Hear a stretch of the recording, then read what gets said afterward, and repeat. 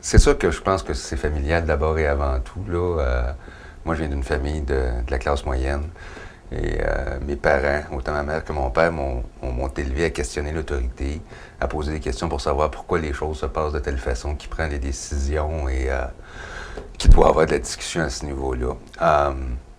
Quand je suis arrivé au SFPQ, j'avais de l'expérience syndicale avant ça, mais quand je suis arrivé au SFPQ,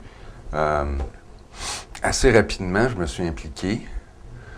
C'est pour moi qui a couru après, ça doit être marqué dans ma face. Je me souviens que je suis rentré, j'étais agent de bureau. Et il y a quelqu'un qui est venu me voir et qui a dit « Ah, ben il n'y a pas de délégué dans ton secteur. » Là, je dis « Bah, je vais être délégué, moi. Ça implique quoi? » On m'a dit rapidement. Au début, c'était moins pire.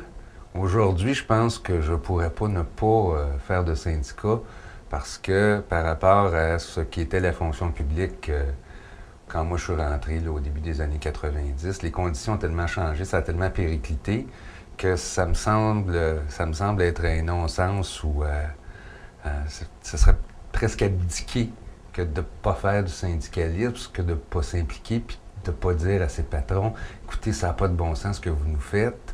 La charge de travail, ça ne diminue pas. Les conditions de travail, parce qu'il ne faut pas se cacher, là, historiquement, le gouvernement du Québec a été un très bon employeur quand s'est mise en place la fonction publique.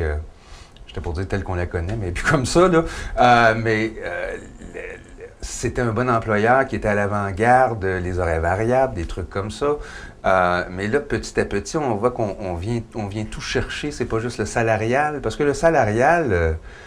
c'est sûr que c'est important, là, parce qu'il faut le payer, son loyer, puis la livre de beurre, elle augmente. Mais en même temps, le problème qui se pose, il est autre. Il est dans... y a-tu une joie à rentrer au travail? Y a-tu un bonheur? Et je pense que on est obligé de faire du syndicat parce que l'employeur nous met devant une situation où il n'y en a plus de bonheur. C'est mon droit au bonheur qui m'ont coupé. Ah, c'est pour ça, grosso modo, que je m'implique avec les SFPQ.